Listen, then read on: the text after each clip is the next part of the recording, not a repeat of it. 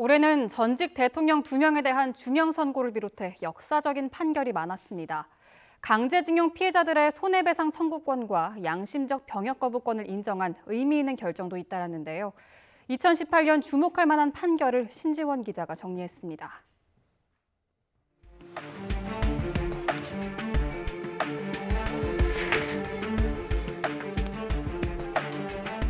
차례로 법정에 선 2명의 전직 대통령. 사법부는 중형으로 엄히 책임을 물었습니다.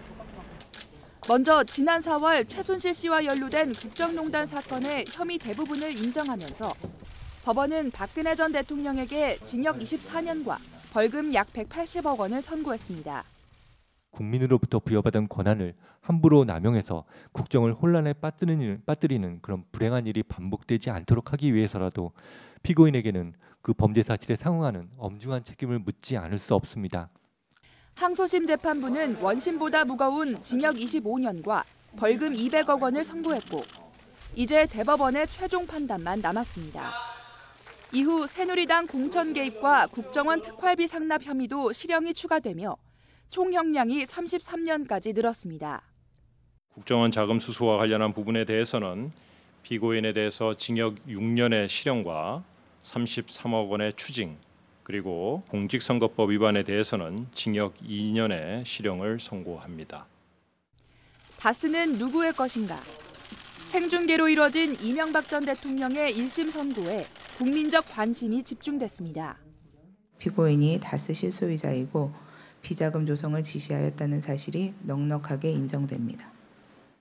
정계선 부장판사는 이 전 대통령의 다스 소유가 넉넉히 인정된다고 차분히 설명한 뒤 징역 15년이라는 중형을 선고했습니다.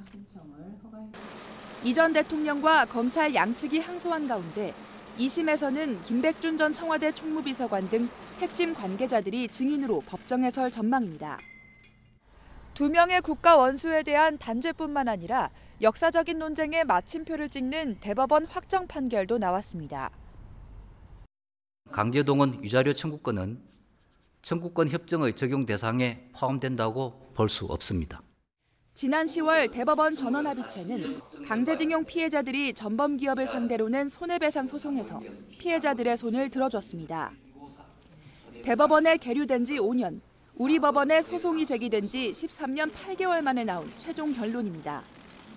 해방 후 70여 년 만에 나온 첫 확정 판결이지만 양승태 사법부의 개입으로 재판이 늦어지면서 대부분 피해자가 세상을 떠난 뒤라 지연된 정의라는 비판도 컸습니다.